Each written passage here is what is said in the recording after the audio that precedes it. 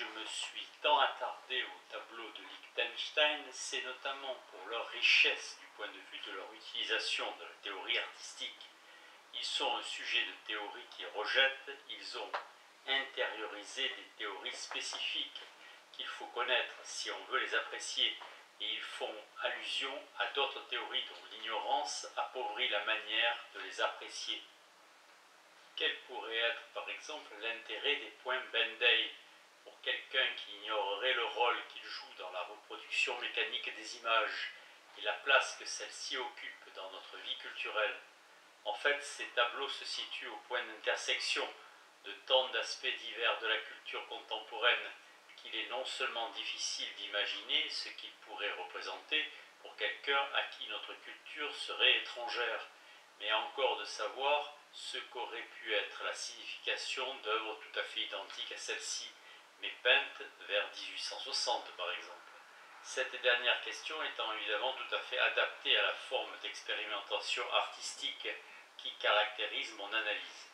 J'ai déjà défendu l'idée que, quoi qu'on puisse dire à propos des réactions esthétiques, il est toujours possible que des œuvres qui possèdent une réplique matérielle commune provoquent néanmoins des réactions très différentes. Ces peintures-ci sont des œuvres profondément théoriques, et la conscience qu'elles ont d'elles-mêmes est telle qu'il est difficile de savoir combien d'éléments de leur corrélat matériel doivent être considérés comme faisant partie de l'œuvre.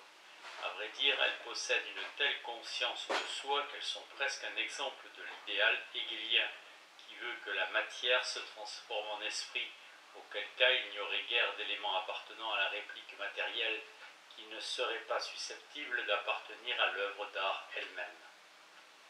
Je reviendrai plus tard à l'analyse de ce problème. Pour le moment, je veux seulement souligner que, quel qu'eût été le sujet de leur hypothétique réplique matérielle au XIXe siècle, il n'aurait pu être le même que celui des tableaux de Lichtenstein, même si on admettait l'hypothèse insensée que les répliques auraient pu avoir pour sujet le coup de pinceau pictural. Ce coup de pinceau-là n'aurait pas connoté tout cet ensemble d'associations qu'il ne peut faire naître que chez un spectateur qui est au courant des polémiques artistiques des années 50.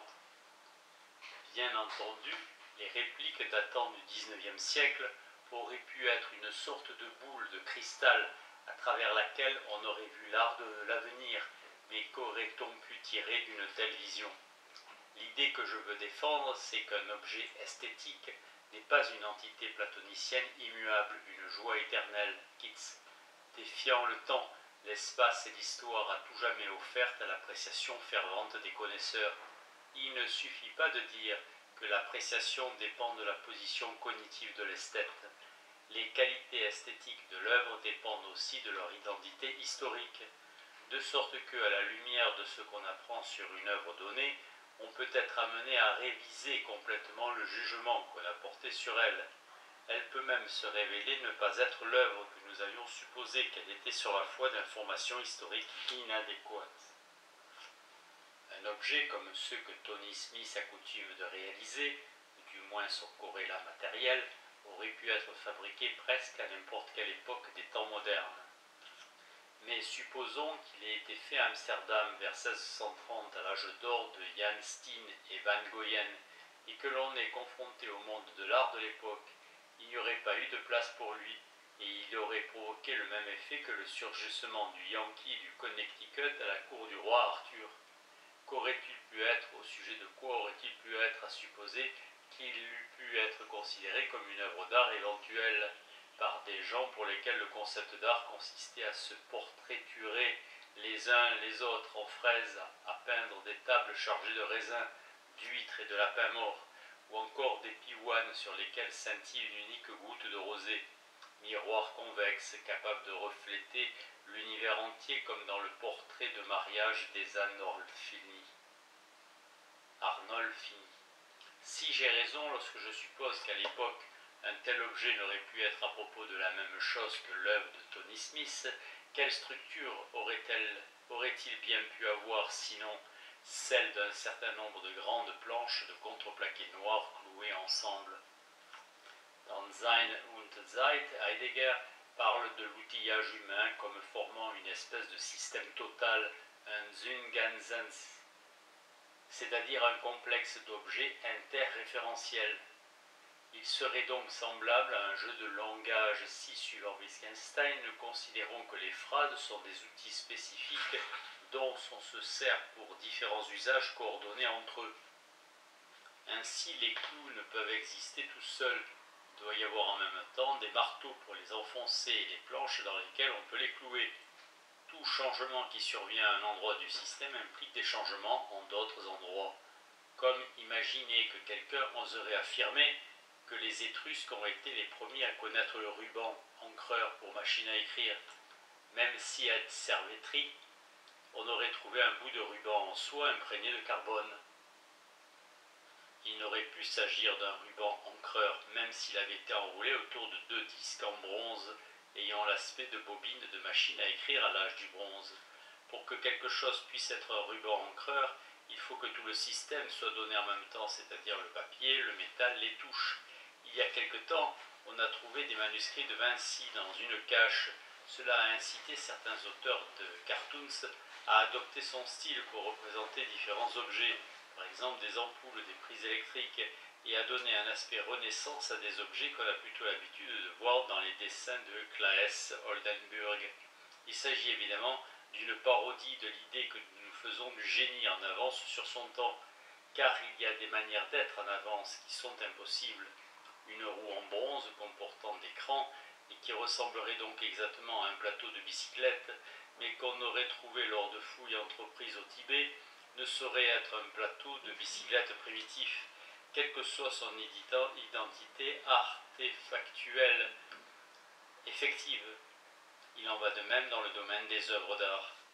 On peut évidemment trouver toutes sortes d'objets, toutes sortes de répliques matérielles d'œuvres d'art aux époques les plus diverses, l'unique condition étant qu'à cette date leur existence ait été techniquement possible. Mais les œuvres d'art liées à leurs répliques matérielles, selon des mécanismes que nous avons tout juste commencé à explorer, sont du point de vue référentiel tellement imbriqués dans leur propre système différentiel des œuvres et des objets réels qu'il est presque impossible d'imaginer quelle réaction le même objet provoquerait à une autre époque et dans un lieu différent. Un artiste jésuite a peint un jour la concubine favorite de l'empereur de Chine, en ayant recours aux ombres afin d'adoucir son adorable visage. Mais elle trouva son portrait hideux et le rejeta parce qu'elle croyait qu'on l'avait représenté à moitié noir et qu'il s'agissait d'une plaisanterie. Quand bien même à nos yeux le portrait aurait pu rivaliser en subtilité avec celui de Ginevra de Benci, réalisé par Léonard. Si un artiste contemporain réalisait une peinture dans le style de Giotto, elle ne susciterait pas les mêmes réactions qu'un véritable Giotto. On n'admirerait pas sa naïveté touchante, à moins que l'artiste en question n'ignore tout de l'histoire de l'art et que par une coïncidence miraculeuse, il ait réinventé le style de Quattrocento. Dans ce cas, on pourrait le comparer à quelqu'un qui, puisant à une source qu'on a peine à imaginer, écrirait une œuvre qui soit indiscernable de Don Quichotte, alors que contrairement à Ménard, il ignorerait l'œuvre originale. En fait, ce sont là autant d'extensions entre temps familières de la thèse de Wolf-Flynn, d'après laquelle tout n'est pas possible toujours. Si j'ai repris ces questions ici, c'est parce que nous disposons maintenant d'au moins un dispositif théorique fragmentaire avec lequel travailler. Dès lors que nous pouvons distinguer l'œuvre d'art de sa réplique matérielle, il devient possible d'imaginer que deux œuvres créées à des époques différentes, par exemple Bruch-Stroke, le tableau de Liechtenstein datant de 1965, et une peinture imaginaire qui lui ressemblerait totalement mais qui daterait de 1865, puissent partager la même réplique matérielle et soient néanmoins des œuvres d'art nécessairement distinctes, ceci dans la mesure où il est impossible qu'elles soient toutes les deux au sujet de la même chose. Si j'ai tenté d'esquisser une description des tensions complexes qui existent chez Liechtenstein entre le sujet et la surface des peintures, c'était notamment pour déterminer en quoi ces peintures consistent. En fait, elles consistent justement pour une partie en ces tensions. La peinture de 1865 ne peut pas être au sujet de la même chose que celle que Liechtenstein. La question qui se pose et donc de savoir quel peut être le lien unissant chacune des deux œuvres au corrélat matériel qu'elles ont en commun. Et c'est à ce problème que je veux me consacrer maintenant. Il est certainement lié à ce que j'appellerais l'interprétation. Je pense que, quel que soit le statut de l'appréciation esthétique, elle dépend toujours d'une interprétation. Cette affirmation rejoint en somme une devise de la philosophie de la science, d'après laquelle il n'existe pas d'observation sans théorie. Ainsi, en philosophie de l'art, il n'existe pas d'appréciation sans interprétation. Or, l'interprétation consiste à déterminer les relations qui existent entre une œuvre d'art et sa réplique matérielle. Rien de tel n'est nécessaire lorsqu'on est en face de simples objets. Toute réaction esthétique suscitée par une œuvre d'art présuppose un processus cognitif qui n'intervient pas dans une réaction provoquée par un simple objet. Une fois cette distinction établie, les choses se compliquent inévitablement du fait de la ressemblance totale qu'il peut y avoir entre certaines œuvres d'art et de simples objets réels. Lorsque nous nous rendons coupables d'une confusion inverse, nous avons pris pour une œuvre d'art ce qui n'est qu'un simple objet, il nous faut procéder à un acte de désinterprétation. Bien sûr, dans d'innombrables cas, la situation est plus simple. Les couchers de soleil ou l'étoile du soir ne sont pas considérés comme des œuvres d'art, car pour le moment aucun acte artistique n'a encore transformé en œuvre d'art ce dont le soleil et l'étoile du soir constituent des répliques matérielles. Mais la possibilité existe, même si elle n'a pas été réalisée. En tout cas, la réaction esthétique présuppose la distinction entre œuvres d'art et simples objets, et elle ne peut donc pas simplement faire partie de la définition de l'art. En réalité, la question est encore plus complexe. Comme nous allons le voir, l'appréciation esthétique des œuvres d'art possède une structure différente de celle de l'appréciation esthétique de simples objets, et ce quelle que soit leur beauté, et indépendamment du caractère éventuellement inné du sens de la beauté. La question de savoir s'il existe un sens esthétique inné ne concerne pas la philosophie, mais la psychologie. La question philosophique consiste à se demander quelle est la logique de l'appréciation et ce qui distingue la réaction provoquée par une œuvre d'art de celle provoquée par un simple objet. Mais arrêtons-nous ici, je reprendrai cette question après avoir traité d'un problème plus directement urgent, celui de la nature de l'interprétation artistique. Interprétation et identification. Accompagné d'un ami, j'admire La chute d'Icare de Bruegel à Bruxelles. Supposons que nous n'ayons pas encore lu le titre ou que puristes nous ayons refusé de le lire parce que nous sommes d'avis que la peinture doit parler pour elle-même. Mon compagnon indique une tache de peinture blanche en bas à droite et remarque « Voilà sans doute une paire de jambes là sortant de l'eau. » Il n'est pas rare que les tableaux provoquent des remarques de ce genre de la part de ceux qui les contemplent, une fois que le regard a accompli son survol routinier, car ils veulent être certains de n'avoir rien négligé. Ainsi on dit « Que faire du bras en trop de la Pietà Rondanini ?» Ou encore ne dirait-on pas que la femme dans la baignoire de Degas a 3 jambes? Dans l'art comme dans la vie, nous oublions facilement de noter les choses qui ne s'accordent pas avec les hypothèses spontanées qui guident la perception. Dans la vie de tous les jours, la perception est adaptée à notre survie et se laisse guider par l'expérience. C'est pour cette raison que nous structurons le champ visuel de telle manière que tout ce qui ne s'accorde pas à nos schémas est relégué dans un arrière-fond inessentiel. Nous gardons ces habitudes de voir lorsque nous pénétrons dans une galerie d'art, de même que nous gardons l'habitude de lire en survol, si essentiel à l'acte de lecture. Lorsque nous entrons dans notre bureau, il faut un acte de volonté pour que nous cessions de survoler, à la façon d'un article de journal, le texte que nous sommes censés étudier.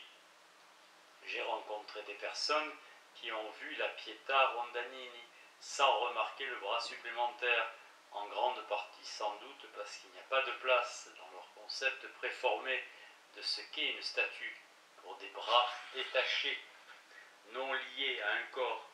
Donc leur construction de l'œuvre ne peut le prendre en compte, même s'il notait en sa présence, il serait éliminé par habitude inductive, comme une excroissance perceptive. S'il avait voulu, Michel-Ange aurait pu éliminer ce bras, comme il a éliminé la jambe gauche de la Pietà avec Saint-Nicodème du dôme de Florence, une perte qui d'ailleurs passe souvent inaperçue. S'il a laissé subsister, c'est donc sans doute pour une raison plus profonde que la simple indifférence à sa présence. Son rôle est peut-être analogue à celui des tracés divers que l'artiste, à la recherche d'une forme, dessine sur sa feuille, de sorte que l'ébauche ne se borne pas à montrer la forme trouvée, mais elle est aussi le témoignage de sa recherche. D'ailleurs, la forme est souvent perdue dans l'effort, même qu'il déploie pour la trouver. C'est ce qui fait la qualité spécifique d'une ébauche, dans l'effort même qu'il déploie. Peut-être que le bras de la Pietà Rondanini survit, pour une raison de cet ordre, comme une étape dans le processus de découverte de la forme, avant qu'elle finisse par se libérer du bloc de marbre dans lequel elle était emprisonnée. Et nous savons que Michel-Ange s'est intéressé à ce processus, comme l'a fait remarquer un jour un gardien des offices de Florence. Il n'existe pas d'œuvre inachevée de Michel-Ange. Si Michelangelo è finito. Il se peut donc que tout élément soit pertinent, et il est certain qu'une chose aussi obstinée qu'un bras doit être prise en compte d'une manière ou d'une autre, mais il est difficile de l'intégrer à une représentation de la Mater Dolorosa, avec son fils de pierre qui se coule dans le roc dont il vient de surgir, en même temps qu'il se fond dans sa mère. Or, c'est sans doute cela que voient la plupart des gens.